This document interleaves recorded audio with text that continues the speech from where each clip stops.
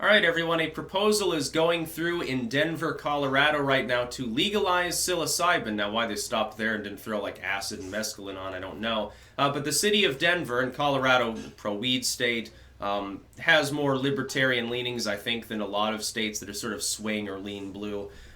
Is probably the first place that would accomplish such a feat. You know, you might have thought maybe California 20 years ago, but you know, they actually dragged their heels more. And marijuana is taking off everywhere. The natural next step is some of these psychedelics that have health benefits that have been documented by science, that have not been documented to be particularly harmful or addictive, I think are going through. Now, let's say the city of Denver, and some thousands of people have signed this petition already. Let's say the city of Denver legalizes psilocybin. Does that mean it's legal in the state of Colorado? No. It's the Colorado Staties, all in the federal marshals and so forth. It's illegal on the federal level. They'll still be involved with trying to crack skulls.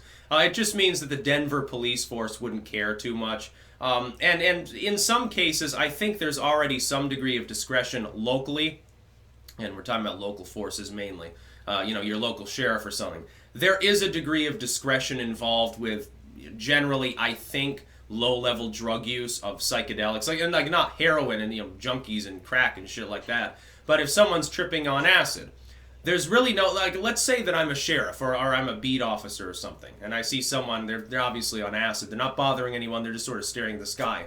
I'm going to say to myself, keep an eye on this person, but really, do I want to go up to someone who's probably seeing mushrooms floating through the sky and drag them in?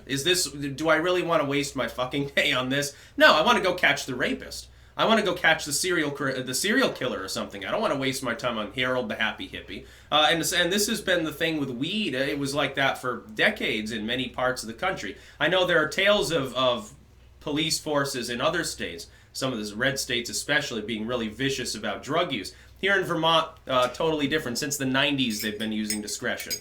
They hand out low sentences. If they hand out a sentence at all, there were tales even back when pot was still illegal in this state. Kids, including the people under 18, they got their pipe and they're smoking out behind the business. Cop walks by. Basically, we'll just take their weed and confiscate it and smash their pipe. And that's basically all. It's basically, this is a warning. Don't fucking do it again. Go into your house. Go into your backyard and smoke. Don't do it out in public because you're bothering the tourists. Some of these people are from red states. It's a big problem. Some of them are from the Netherlands, and they're the ones supplying it. No, I'm just joking. I wish them well, the people of Denver. If you're in Denver, or even if you're just in Colorado, you should definitely support this petition. Maybe you know people in Denver. Make sure that they know about this, because this is a good next step. What I want to do is end the full drug war. I don't want to end the war on pot. I want to end the war on drugs completely. I want to end moralism completely. That's just one component. The drug war, tech censorship, fucking attacks on the press, real attacks on the press. I'm not talking about mean tweets and stupid shit like that. Attacks on state sovereignty, where state sovereignty certainly applies. All of these things fall in line with authoritarianism. I oppose it completely. Yes, I think you should be able to get high and walk down the street. I don't care. You're not a menace to society. The fact that I've met plenty of people who smoke weed. I know people who smoke weed. It's legal in this state, by the way, fully now. I know people who smoke weed. They're not menaces to society. They might be a menace to a Twinkie once in a while. That's pretty much the sum and substance of it. Now, I took psilocybin, and it was a freaky experience. It wasn't one of my happy-go-lucky stoner experiences. This was many years ago. I think probably 9 years ago or something now. I tried psilocybin. I used it exactly once. I only used it once specifically for two important reasons. Number one was the cost. Okay, that's a third reason.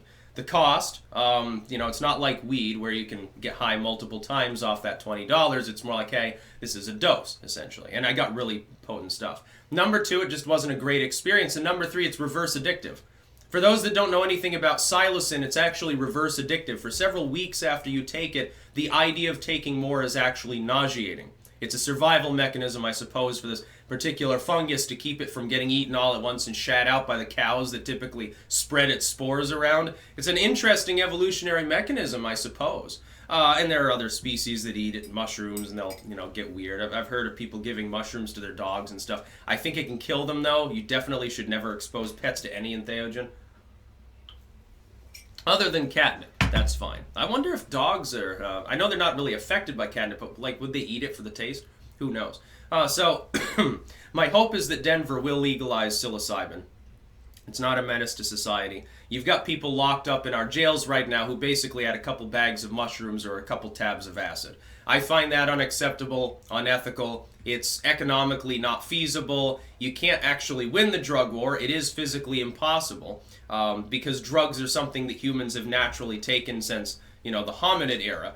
So there's no point to it. It doesn't make any sense. We're wasting money and time, ruining lives, when we could be getting people who are addicted to anything should get addiction treatment.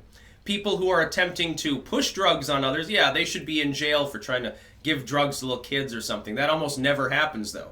Oh, hey, I've got free drugs for you, kid. Here, let me spend $1,000 of my own money to get a bunch of kids high who don't even have any income and therefore can't possibly afford to continue buying from me. This is a wonderful marketing strategy. The think of the children stuff is exactly what the drug or the dare bullshit was prefaced on, and it was never true. This is why anytime the government or any other entity tells you think of the kids, won't you think of the kids, we need this to keep kids safe or whatever. No, you don't. No, absolutely not. No, you don't need more gun control. No, you don't need a drug war. No, you don't need to bomb people over in Yemen to keep your kids safe at night. If anything, all of these things are making the situation worse for your kids, for all future generations. As a patriotic American, of course, I can't support that. I wish Denver well in legalizing. It's unlikely. But if you can get thousands of signatures, you can get tens of thousands. And if it gets enough attention from enough creators, yeah, it'll take off way, way further than that. Yeah, I think you have to be in Denver for your opinion to matter because it only affects them. I suppose if you're in Colorado, you might consider bringing this onto a state-level initiative. Yeah, you might consider a ballot initiative. Other states should do this too. If you've legalized pot, the next step is legalize some of the psychedelics. Ignore the drug scheduling completely. It doesn't make any sense. It's not even accurate, scientifically speaking. Never helped anyone. The drug war never saves lives. It only ruins them. That's about all. Peace out.